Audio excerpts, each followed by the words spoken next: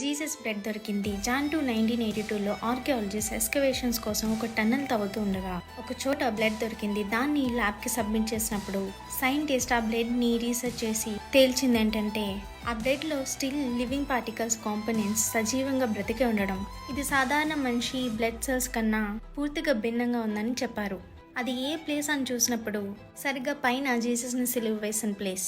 Matthew 27లో Jesus తన ప్రాణం విడిచినప్పుడు ఒక పెద్ద భూకంపం రావడం, బండలు బద్దలు అవ్వడం చూసింది.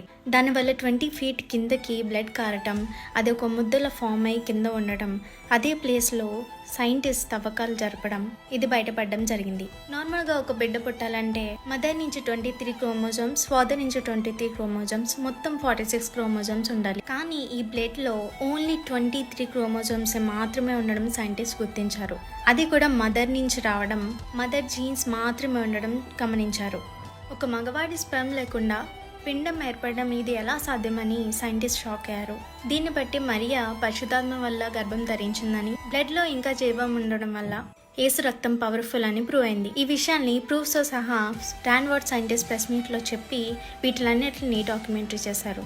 దీంట్లో ఒక మిస్టరీ కూడా ఉంది, దాన్ని వేరే వీడియో చేస్తాను. దీన్ని బట్టి యేసు రక్తం మన పాపం నుండి విడుదల చేస్తుంది, పరిశుద్ధపరుస్తుంది, స్వస్థపరుస్తుంది, మనల్ని కాపాడుతుంది. Shalom, praise the Lord. మరణాత.